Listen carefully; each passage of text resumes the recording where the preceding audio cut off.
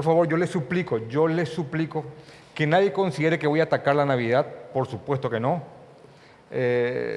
No voy a hacer eso.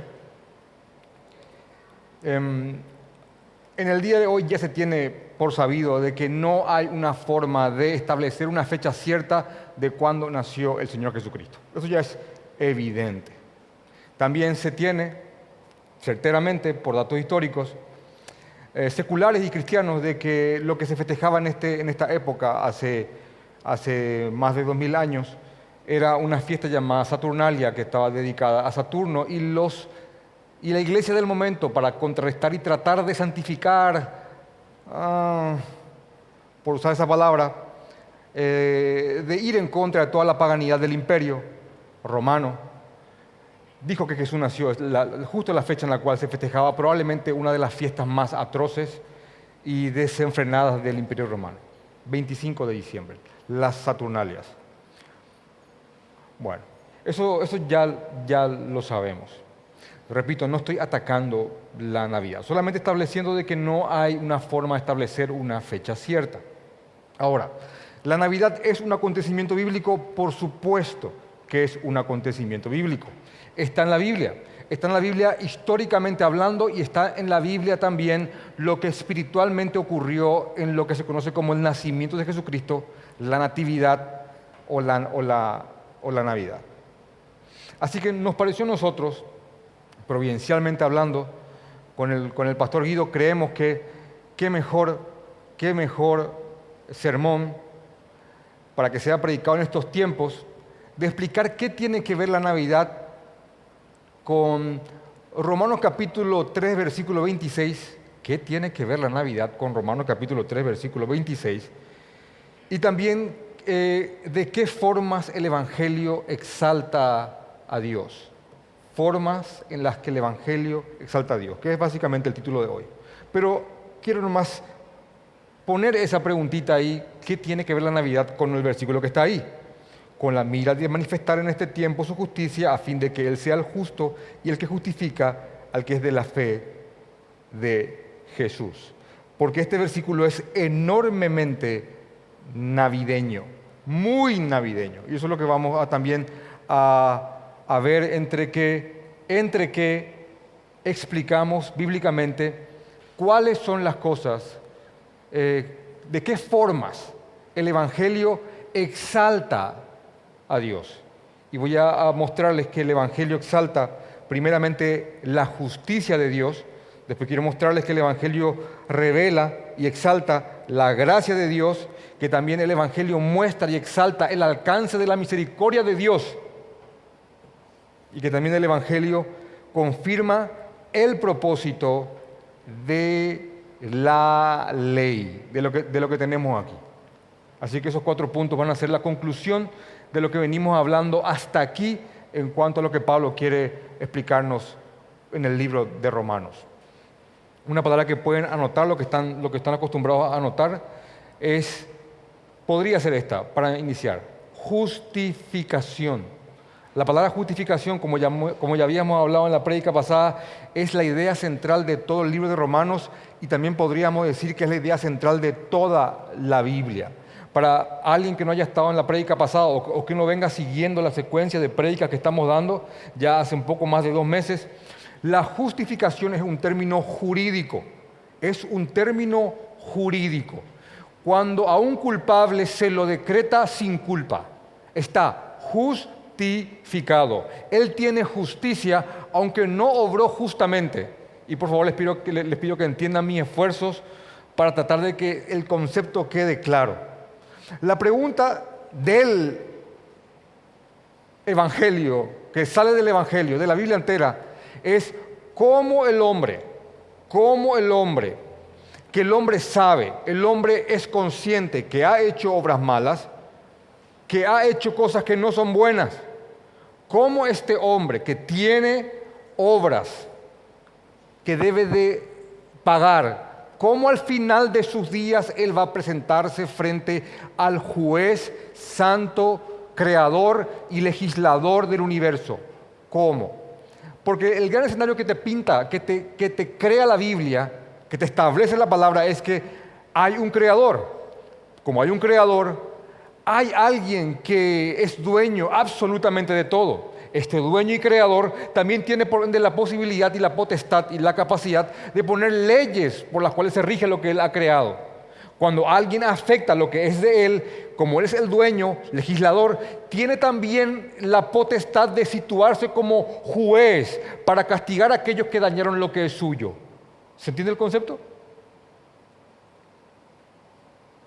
Y la gran pregunta, repito, es cómo el hombre al final de su camino, cuando termine esta vida, va a enfrentarse a ese creador y juez que le va a demandar por cada cosa que él ha hecho en su vida. ¿Cómo el hombre ha de justificarse delante de Dios? Es la pregunta que se hizo Job en su desgracia. ¿Cómo? ¿Quién va a justificarse delante tuyo? Dios, juez santo, recto y perfecto. ¿Quién? ¿Quién? También le había yo explicado en la prédica pasada que las principales religiones, todas, encaran ese dilema, esa pregunta. ¿Qué pasa con la culpa? ¿Qué hay con el pago? ¿Qué hay con lo que el hombre debe? De hecho, que la mayoría de las religiones siempre han creado un sistema de obras para que el hombre equipare sus obras buenas con sus obras malas y al final él pueda presentarse delante del juez y decirle: juez, yo sé que he hecho cosas malas, pero también hice muchas cosas buenas. Y si ponemos en una balanza, probablemente me deje pasar. O en el caso de que que se vaya frente al juez, ante el juez, hay una doctrina muy famosa que dice: supongamos que voy frente al juez y tengo obras malas y por alguna razón mis obras malas sobrepasan a mis obras buenas y tengo como un desfasaje de pecadillos. Bueno, el Señor te lleva a un punto intermedio donde vos vas a purgar ese desfasaje de obras malas hasta que a fuego lento te cocines y pagues todo lo que malo que hiciste y después pases puro delante del Señor. Así.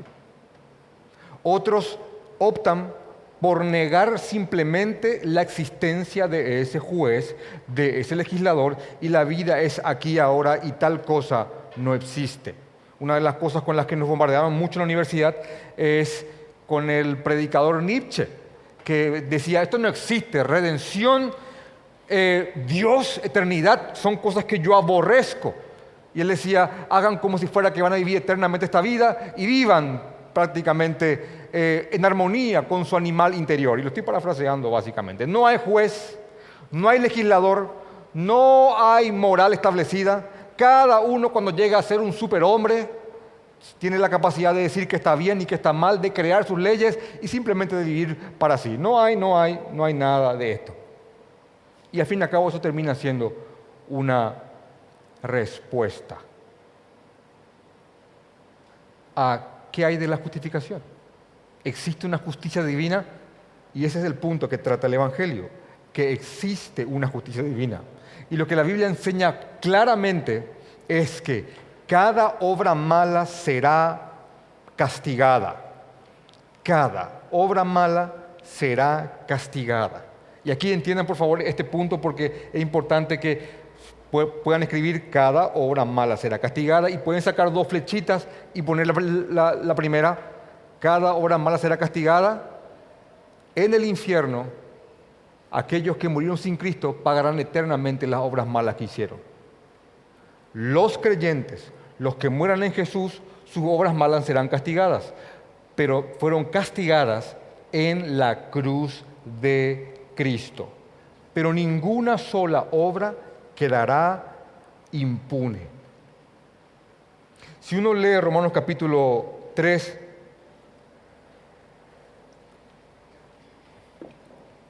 para tomar un envión,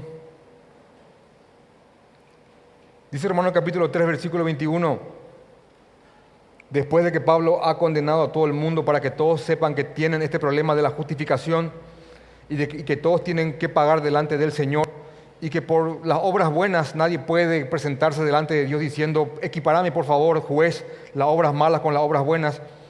No hay forma. La ley de Dios no fue hecha para eso, y eso vamos a verlo más adelante. ¿Para qué fue hecha la ley de Dios? ¿Para qué nos fue dada la ley de Dios? Dice Romanos capítulo 3, versículo 21, pero ahora, después de la condenación, pero ahora, aparte de la ley, y yo añado que nos condena, se ha manifestado la justicia de Dios, testificada por la ley y por los profetas. La justicia de Dios por medio de ¿qué cosa? De la fe en Jesucristo, es lo que está en el versículo 22.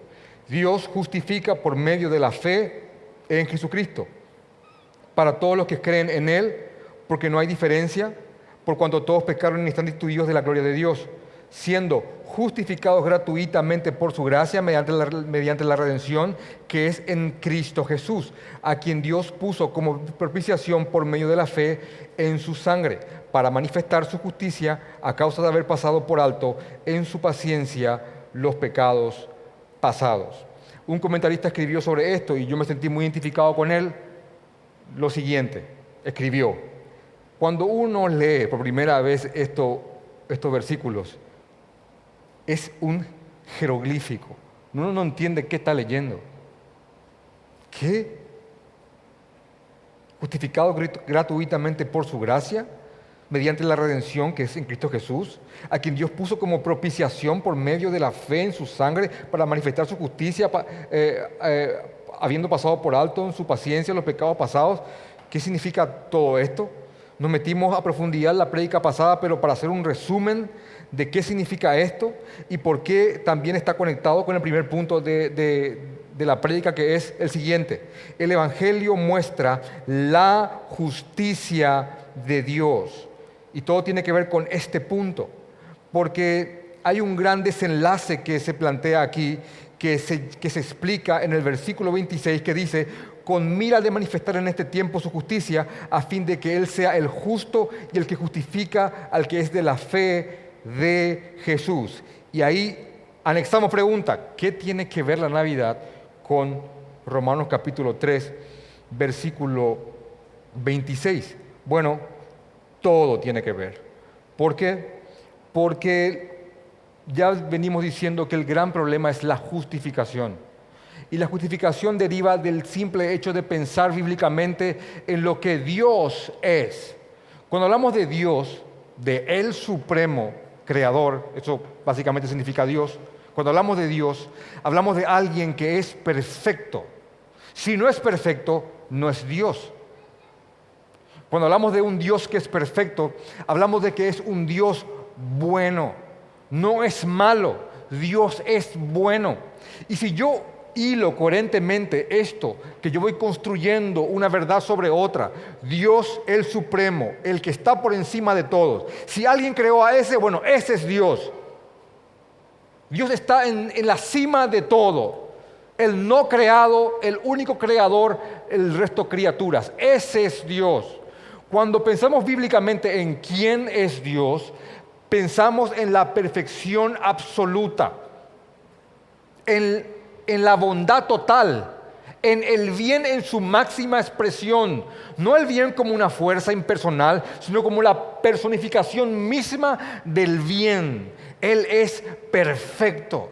Ahora, al pensar bíblicamente en esto, en que hay un Dios perfecto, hablamos de que hay un Dios bueno. Por ende, Dios tiene que hacer cosas buenas, porque es bueno.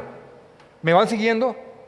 Entonces, si Dios es bueno, Dios tiene que hacer justicia, tiene que ejercer justicia. Y justicia básicamente es darle a cada uno lo que le corresponde. Cuando solemos ver estas manifestaciones, cuando se le asesina a un joven por su mochila, teléfono o camisetas, salen los parientes, los amigos, y con la foto del joven dicen: queremos justicia. ¿Saben qué están diciendo ellos? Están diciendo: queremos que se le dé el pago a aquel que sacó la vida a mi hijo, dice la madre. Eso es justicia. Cuando los campesinos salen reclamando mejores precios para sus cultivos, están pidiendo justicia. Páguennos lo que cuestan nuestros cultivos. Dennos lo que nos corresponde. Y la justicia es buena. Y si Dios es bueno, Dios tiene que hacer justicia. Ahora, es muy fácil pedir justicia cuando hablamos de personas que nos hicieron cosas malas a nosotros. Ahora somos un poco más dubitativos cuando hablamos de justicia, cuando somos nosotros los que hemos hecho cosas malas a otros. La justicia es justicia, en fin. Ahora, si Dios es Dios y es perfecto, Él es santo, no hay nada impuro delante de Él. Como es perfecto y es santo, por ende es inmutable, porque lo perfecto no tiene la más mínima necesidad de cambiar. Entonces no es perfecto. Al ser santo, justo, perfecto, inmutable, es bueno. Al ser bueno, es justo. Y al ser justo, Él hace justicia. Y esa descripción bíblica de Dios es el principal problema del hombre. Estamos hablando de algo bueno, que en un culto muchos dirían, amén, amén, amén. Pero cada amén lo que hace es sepultarnos más ante la idea de que yo no soy justo. Yo he hecho cosas malas y si ese Dios va a ser simplemente quien Él es, yo tengo un problema enorme con su persona. Porque Él debe de castigarme. Y si Dios me castiga y Dios me condena eternamente por lo que yo sé que he hecho, Dios ha hecho cosa buena. Hipotéticamente hablando, supongamos que Dios, después de que Adán y Eva pecaron y en representación nuestra, Él haya dicho, está bien, se acabó, todos condenados, ni un solo salvo, cada uno va a pagar lo que hizo. Pregunto, ¿hay obra mala de parte de Dios ahí? De ninguna manera. Él pudo haber hecho eso, pudo haber enviado a todos a pagar su condena y es simplemente como aquel juez que envía a un criminal a pagar lo que debe y la sociedad aplaude porque es un juez justo y es bueno y ama la justicia. Ese es el planteamiento jurídico, ese es el problema que tenemos con Dios. Ahora, ¿cómo el hombre culpable, siendo quien es, ha de justificarse delante de Dios? ¿Y cómo Dios va a perdonarme? ¿Cómo Dios va a perdonarme? ¿Cómo Dios va a declararme justo, sin culpa? Y al hacer eso, ¿cómo Dios logra no mutar de justo a injusto? ¿Está complicado o no? ¿Cómo? ¿Cómo un juez puede, en nombre del amor, decirle a un asesino serial, ¿sabes qué? Entiendo que estás arrepentido. Jurado está arrepentido. Presentes aquí, él está arrepentido. Mató 50 personas, pero está arrepentido. Adelante, podés salir. La pregunta es, ¿dónde queda el pago? ¿Dónde queda la justicia? Básicamente es eso. El Evangelio. Entonces, la manera en la cual el Señor ideó desde antes de la fundación del mundo, imagínense, no es un plan de contingencia, no es que Dios crea al hombre, el hombre peca y Dios dice, se rasca la cabeza y dice, ¿qué voy a hacer? Porque Él es omnisciente, Él lo sabe absolutamente todo. Él ya sabía antes de la fundación del mundo que el hombre haría lo que haría y su Hijo mismo vendría. Y ahí entra Jesús, porque Jesús responde un dilema, Jesús responde una encrucijada, responde un problema con la ley y la justicia y la persona misma de Dios. Alguien tiene que pagar, siempre alguien paga. Cuando hablamos de algo gratis, hablamos de alguien que tal vez sea gratis para vos porque no pusiste dinero, pero cualquier cosa que consumas, alguien lo está pagando. Esto es mucho para los progres, pero se entiende. Alguien está pagando. Cuando dice la Biblia que el hombre, los que creen en Jesucristo, los que son de la fe en Jesús, fueron justificados gratuitamente, fueron decretados justos, gratis, no por nada que el hombre haya hecho. Fueron justificados gratuitamente, significa eso, por su gracia. ¿Mediante quién? Mediante la redención que es en Cristo Jesús. ¿Qué significa eso? Que la redención, el pago por la esclavitud del pecado, el pago a esa condena a la cual teníamos clavada encima, ese decreto que dice Colosenses, Él vino y murió y fue castigado como si fuera que Él hizo cada cosa en su lugar. Yo he leído tantos libros de tantos hombres tratando de poner ejemplos de qué significa la sustitución de Jesús debajo del castigo de su Padre.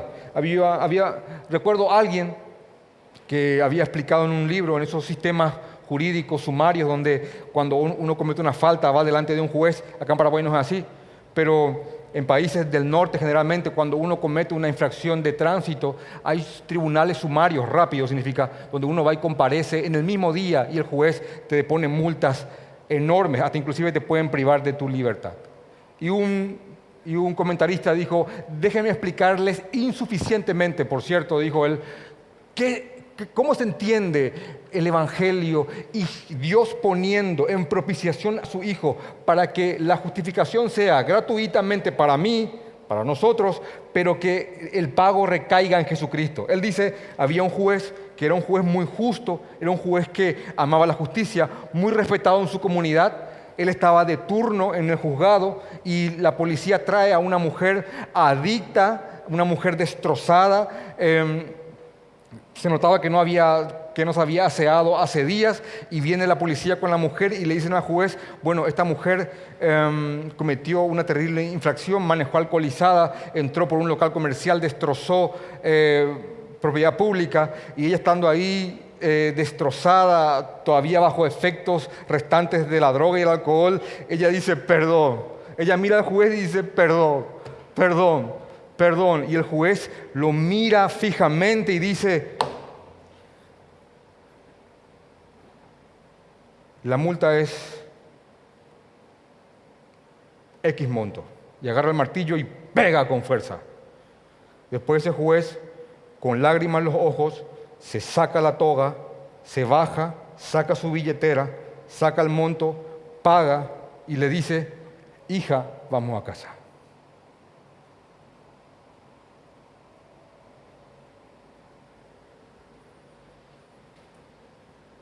Eso es el Evangelio. Se trata de un Dios justo que puso en propiciación, en sacrificio, que aplaca una ira justa. Porque Dios está airado justamente con aquel que practica el mal. Pero en un amor infinito, un amor misterioso, que vas a tomarte toda tu vida en tratar de comprender y ni aún así lo vas a hacer. Dios puso a su Hijo y Él cargó el pecado de todos nosotros en Él y destrozó a su Hijo como si fuera que Él hizo cada cosa que nosotros hicimos. Y no solamente eso, tomó la justicia de su Hijo y se la atribuyó a cada creyente de tal manera que Él, cuando mira a un creyente injusto, está viendo a su Hijo justo. ¿Cómo ha de justificar Dios al hombre? Haciendo que su Hijo pague.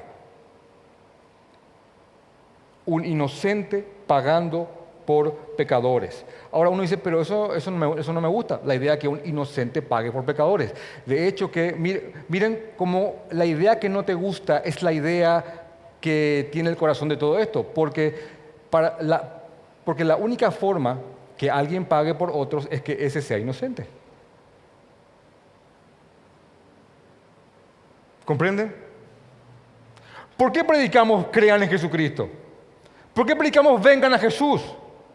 Porque Jesús fue ese sacrificio. Ese es el sacrificio de Cristo. Ese es.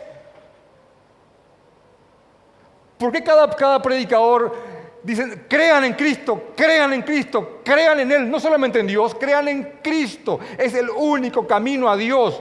Porque tu culpa cayó sobre Él. Y si crees en Él, Dios te justifica en su obra. Yo soy católico de nacimiento y ¿Cómo escuché tantas veces Jesús murió por mis pecados y nunca entendí muy bien la frase, ni siquiera de evangélico? Pero tiene que ver con esto, tiene que ver con lo que Dios estaba mirando cuando trajo a su Hijo. Por eso dice, con la mira de manifestar en este tiempo su justicia, a fin de que Él sea el justo y el que justifica al que es de la fe en Cristo Jesús. Y si leen bien eso, esos dos puntos, sin alguien que pague, es irreconciliable. ¿Cómo alguien es justo y cómo alguien justifica si nadie paga? La única forma que Dios sea justo y justifique es poniendo a su Hijo en propiciación para que ese tratado jurídico sea perfecto y la imagen de Dios no sea quebrada, hecho que eso es imposible. Esa es la justicia, eso es lo que predicamos nosotros, eso es lo que predicó el Evangelio, la iglesia primitiva hasta el 451.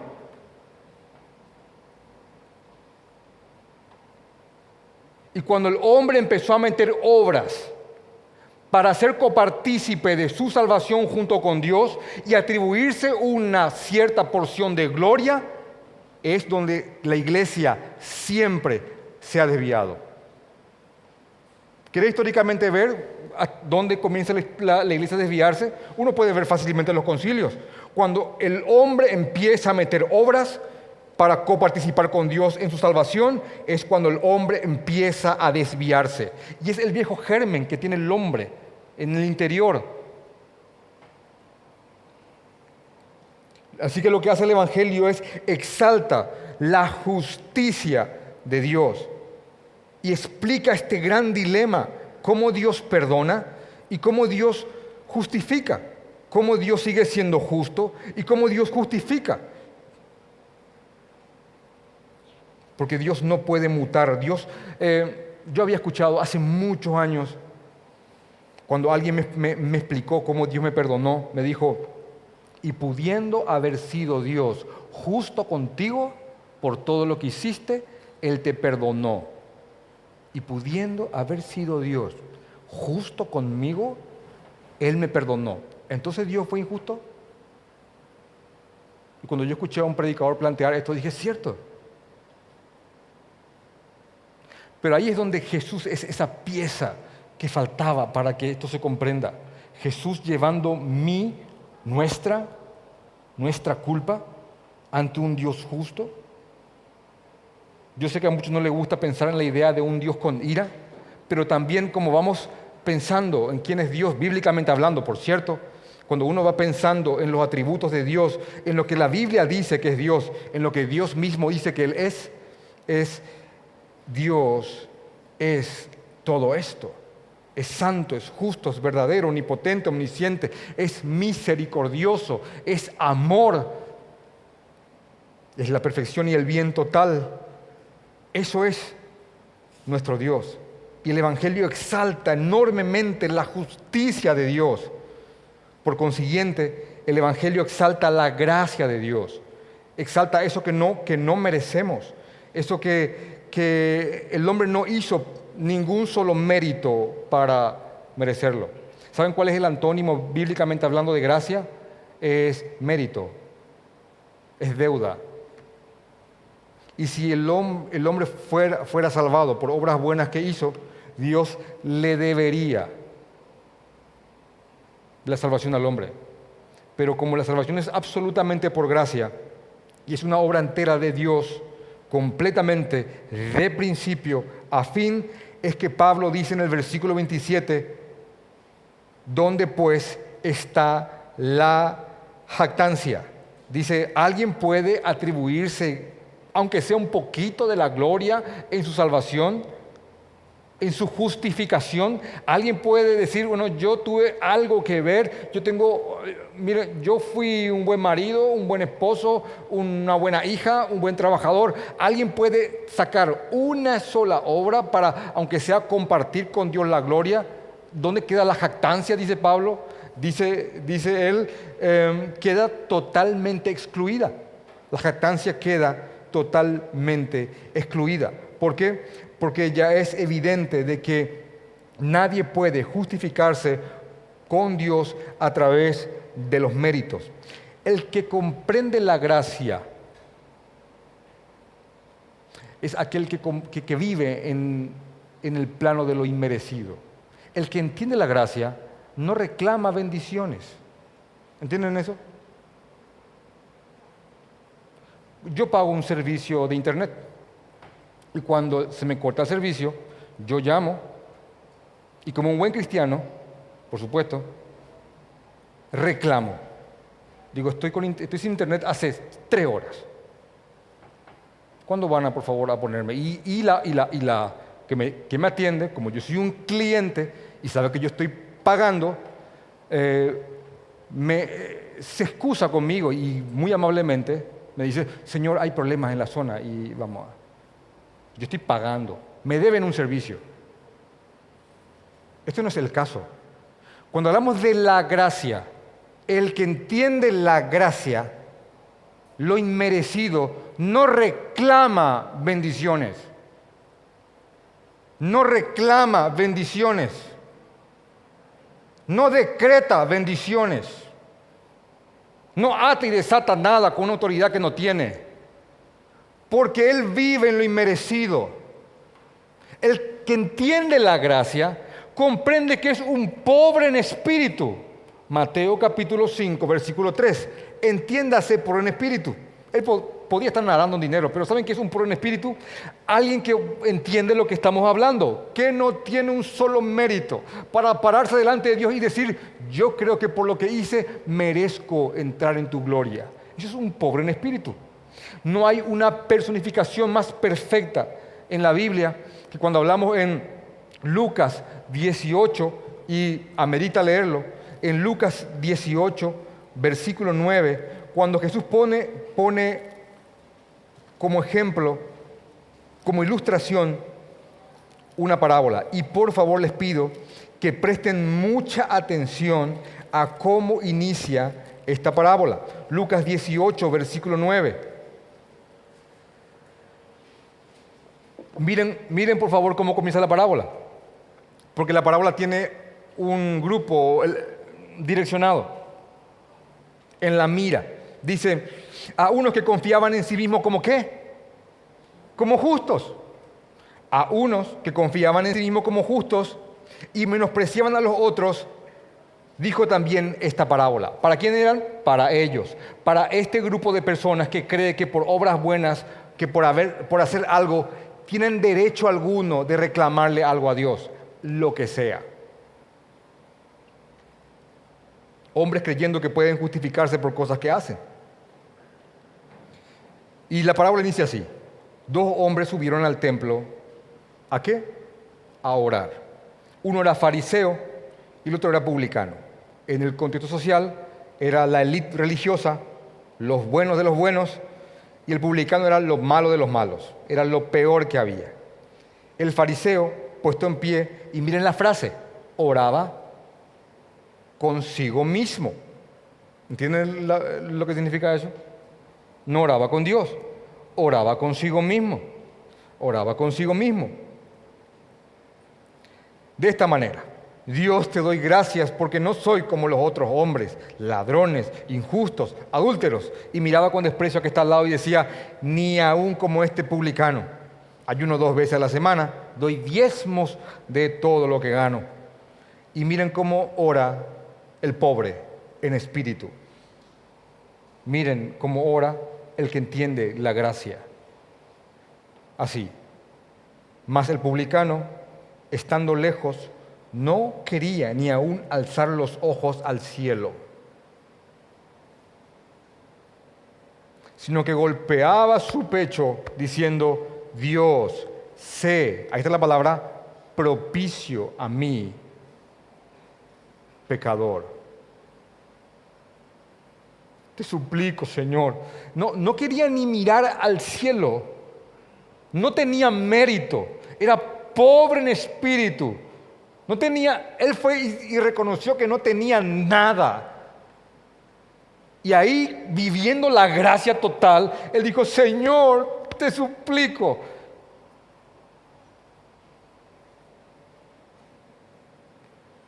Dice Jesús Yo les digo, os digo, que éste descendió a su casa, ahí está la palabra, ¿qué dice?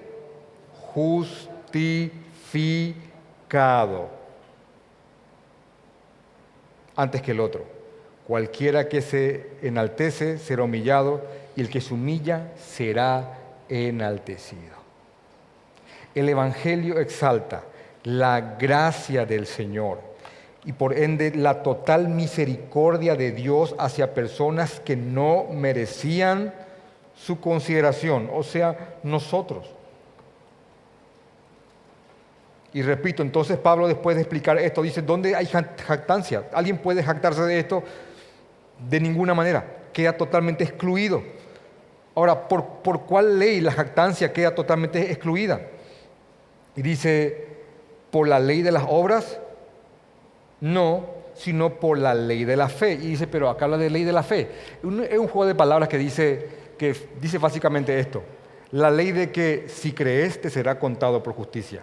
¿Crees en Jesús? Dios te justifica. Porque Jesús fue el que pagó por cada cosa que hiciste. Así que arrepiéntase y crean en el Evangelio, palabras mismas del Señor Jesucristo. Tengan fe en Jesús, porque Él es el sacrificio. Tengan fe en Jesús. Tengan fe en el Hijo de Dios que murió por nosotros. Y hay un predicador, un comentarista, que hizo nueve características de a qué se refiere Dios con esta fe que produce la justificación. ¿Qué tiene esta fe? Y quiero leerles esto y hacerle un resumen de estos 9 puntos que muestran la fe verdadera. Primeramente, la fe verdadera se manifiesta. Esto es para que sepas si estás o no en la fe. La fe verdadera se manifiesta por un amor constantemente creciente a Dios. El que en verdad tiene esa fe que justifica, esa fe en Jesús, bueno, esa fe se manifiesta primeramente por un amor constantemente creciente a Dios. ¿Por qué? Porque nunca vamos a amar a Dios como Él tiene que ser amado, pero podemos ir cada vez amándolo mejor, más santamente, de manera más pura. El segundo punto de esta fe es que esta fe produce una convicción de pecado y por ende un arrepentimiento genuino, un arrepentimiento que no viene a raíz de las consecuencias de las cosas que hemos hecho, sino que un arrepentimiento porque comprendemos que hemos ofendido al Dios que nos creó, a nuestro Señor. Este arrepentimiento está en 2 Corintios capítulo 7, versículos 9 al 10. Pueden anotarlo. Cuando Pablo escribe una carta a una iglesia en Corinto para que esta gente se arrepienta, después de esa carta quedó la gente muy dolida por la exhortación de Pablo y dice que la gente se arrepintió y quedó muy entristecida. Y Pablo dice, yo me gozo, no porque se hayan entristecido, sino porque esa tristeza les llevó al arrepentimiento. Porque la tristeza que viene de Dios produce ese arrepentimiento y no es igual a la tristeza que viene del mundo que produce muerte. Así que una característica de esta fe verdadera es esa tristeza que se genera en el corazón del creyente cuando ha pecado en contra de su Señor. ¿Y qué genera esa tristeza? El amor de Cristo que nos constriñe. 2 Corintios capítulo 5, versículo 14. Yo pienso en la cruz, yo pienso en el Evangelio, pienso en lo que costó mi pecado y ese amor me constriñe. Y ya hemos explicado muchas veces lo que significa la palabra constreñir. Significa un poder externo que me limita a hacer ciertas cosas y a la vez me proyecta a hacer otras. Una característica importante de la fe verdadera es que hay un arrepentimiento y una convicción constante de pecado, una tristeza que viene de Dios, que no es simple remordimiento que cualquiera experimenta, sino que es la convicción de que he pecado contra aquel que tanto me ama. También esta fe se caracteriza por lo que ya hablamos. entender la total pobreza espiritual, que no hay méritos. Algo que me llama mucho la atención, siempre cuando leí ese texto no entendía muy bien a qué se refería, que en Mateo capítulo 7, versículo 21, cuando dice, en aquel día, se refiere cuando Jesús venga, muchos me dirán, Señor, Señor. Y cuando yo los condene, estoy parafraseando el verso, lo que me impresiona es que cuando Dios está condenando, cuando Jesús está condenando a las personas, estas personas se sorprenden de que estén siendo condenadas y ante la sorpresa alegan obras. Dios los está condenando, se están yendo a pagar su condena y ellos dicen, Señor, pero hicimos milagro en tu nombre, profetizamos, hicimos esto. Obras, obras, obras, obras. Eran personas que de alguna forma consciente o inconsciente reposaban en las obras buenas que hicieron. Imagínense, profetizaron, hicieron milagros. Cosas aparentemente bíblicas. Pero en el fondo de su corazón ellos estaban reposando en eso. Tanto así que en su condena se sorprendieron por qué estaban siendo condenados. Y esa sorpresa, créanme, le llegará a más de uno. Jesús le dice, yo nunca os conocí, jamás tuvieron parte conmigo, significa eso. La fe verdadera se caracteriza por esa pobreza espiritual, que el hombre hace buenas obras para adornar su fe, pero no para ser salvo. También una cuarta característica es un deseo ferviente de glorificar al Señor, de honrar a Dios con sus vidas, con sus buenas obras. Lo que, añado, nos lleva otra vez al punto 2. ¿Por qué? Porque cuando un creyente no está glorificando a Dios con su vida o no está haciendo lo posible para que el nombre de Dios sea testificado a través de su persona, este creyente se entristece. ¿Ya te pasó? Tiene que pasarte. 5, la oración. Y yo escribí aquí, voy a leerles lo que yo me escribí, a mí. Leerlo muy despacio, como nota personal. Pero les comparto para que entiendan esto. En el libro de Gálatas, capítulo 4, versículo 6 dice, no lo busquen, quédense ahí quietos, quietos, quietos. Y escuchen esto. Y por cuanto sois hijos,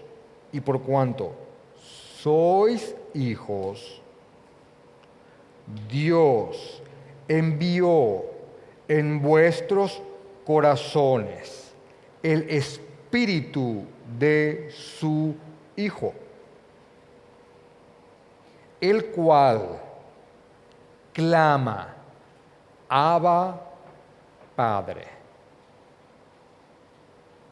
Dios, si soy hijo suyo, envió en mí su espíritu, el espíritu de su Hijo, que ese espíritu clama, Abba, Padre. Esa palabra Abba es una palabra aramea que usaba el niño pequeño para referirse a su padre, algo así como papito o papi.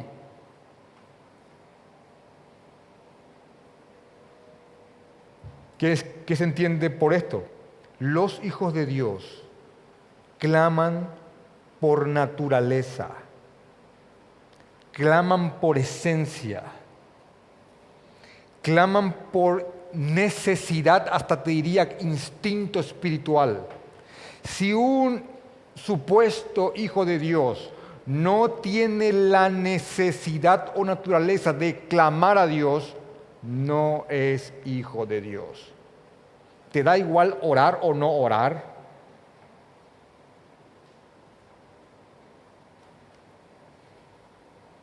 ¿Te da igual, te da lo más mínimo? Bueno, esta es la respuesta. Lo que otra vez nos lleva al punto 2. Incluso los creyentes que no están orando y no claman al Señor tienen convicción de pecado porque están pecando por omisión.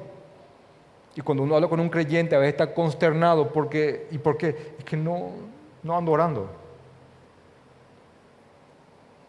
Otra característica de esta fe salvífica, que es la fe que justifica, es que esta fe engendra un amor hacia los hermanos, no un amor hacia evangélicos, no un amor hacia gente que va a la iglesia, un amor hacia hermanos, porque dentro de la iglesia está la iglesia. ¿Se entiende eso? Ahora, dice Primera de Juan capítulo 2 versículo 9, el que dice que está en la luz, pero aborrece a su hermano, ese está en tinieblas, aún. Y esto yo solamente quiero explicártelo con preguntas. ¿Se puede hacer eso? Sí se puede. ¿Con quién te gusta estar? ¿Con quién?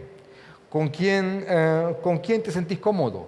¿Con quiénes te sentís cómodo? ¿Con qué grupo de personas te sentís vos mismo? ¿Se entiende la pregunta? ¿Con quiénes?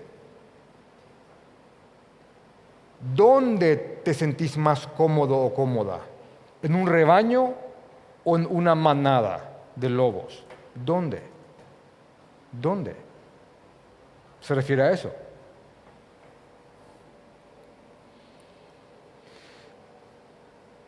Lo que la fe también produce es una constante separación del mundo. No significa que no estemos llamados a vivir aquí, porque es lo que tenemos que hacer para testificar de Jesús, pero significa de ir separándonos todo el tiempo de que las prácticas del mundo que ofenden a Dios. También una octava característica de esta fe es un crecimiento espiritual.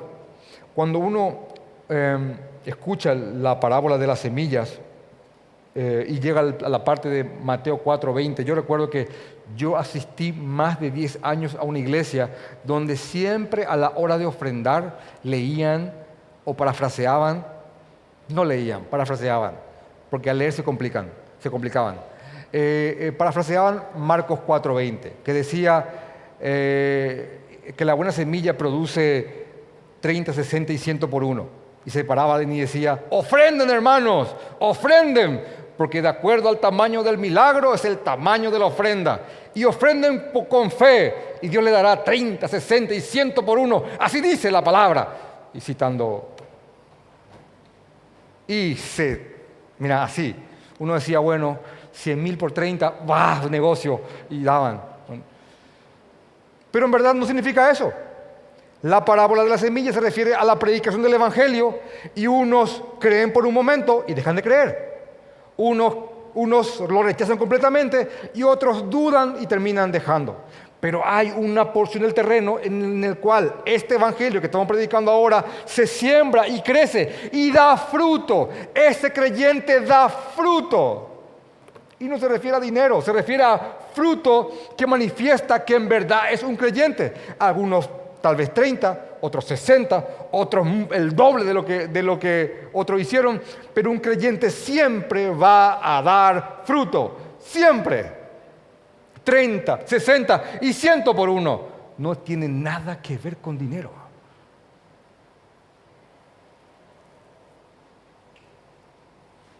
Porque la fe salvífica, cuando alguien tiene esta fe salvífica que justifica, siempre va a dar fruto. Y por último, la fe verdadera está terriblemente caracterizada por un deseo ferviente del Hijo de Dios de luchar contra todo lo que aún es, para cumplir y ser obediente a su Señor. Lucha con eso, lucha, Señor. Dios nos guarde. Lucha con eso.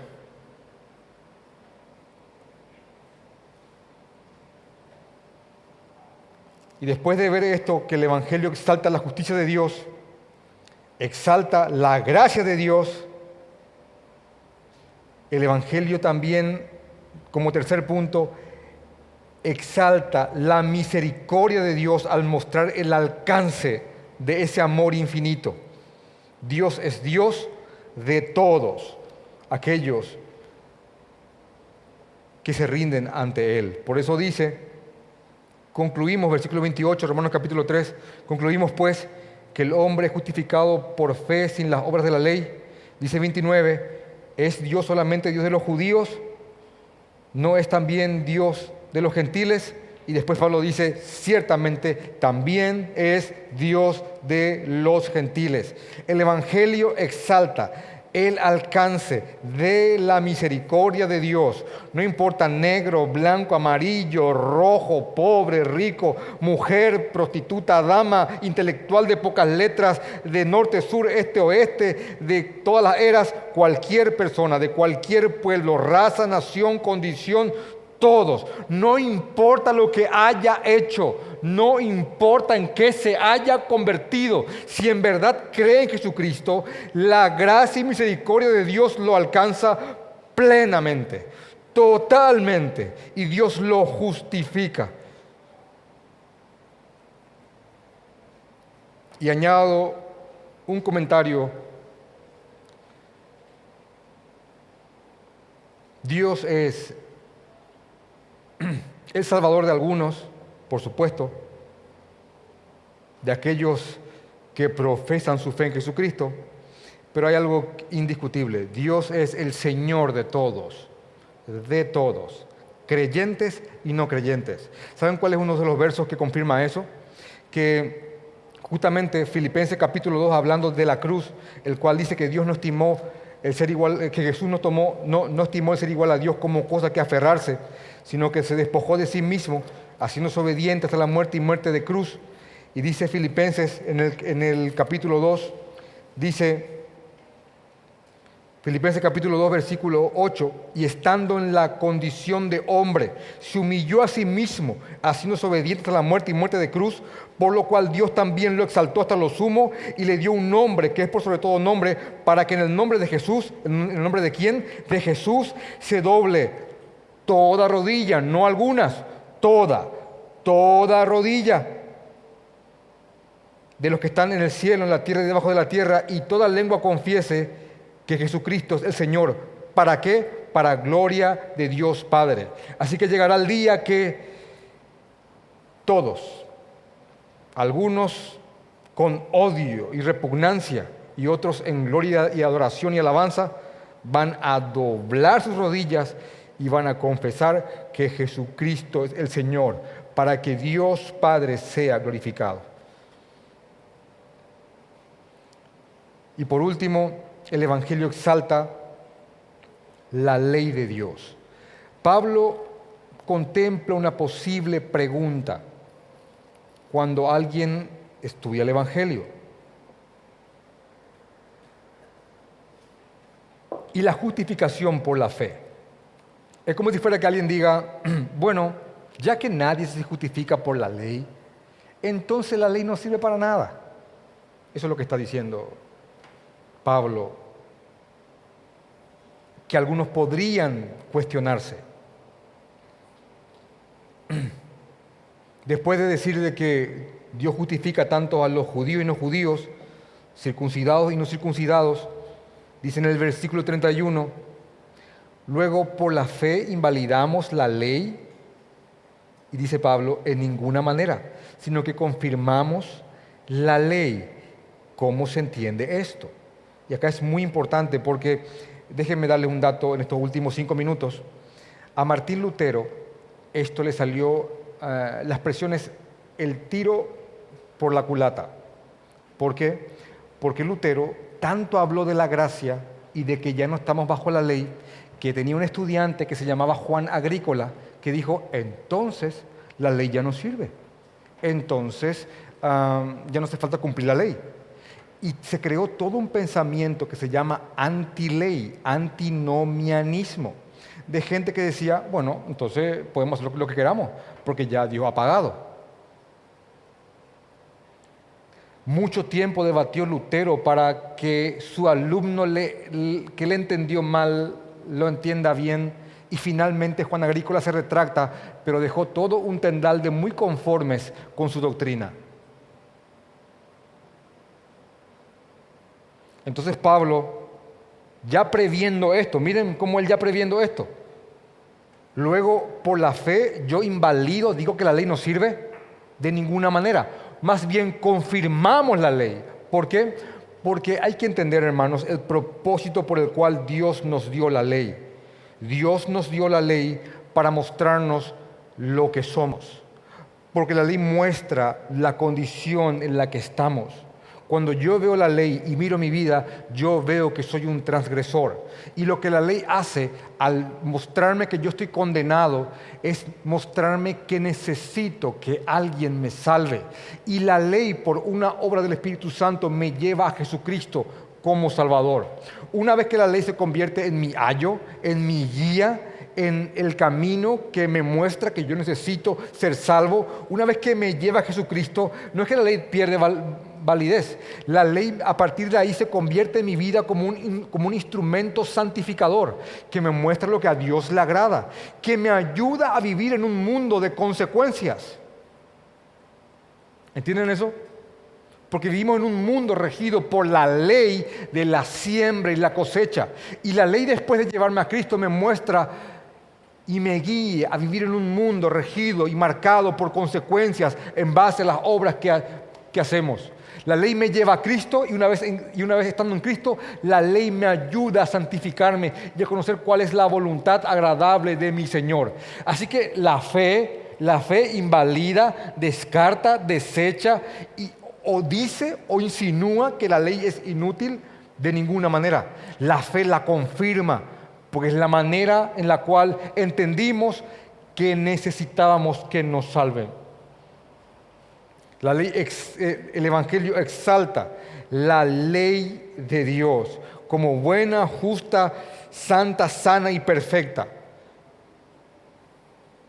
Así que estos son los puntos, hermanos. El Evangelio exalta la justicia de Dios. Concluimos también que el Evangelio exalta la gracia de Dios. El Evangelio muestra el alcance de la misericordia de Dios y el Evangelio muestra el propósito y el fin por lo cual Dios nos dio su ley. Yo les digo esto, el Evangelio es perfecto. Y este es nuestro mensaje para el mundo. Así que nos paramos como embajadores, gritando y clamando y rogando que los hombres se arrepientan y crean en el sacrificio en Jesucristo, Señor nuestro. Vamos a orar.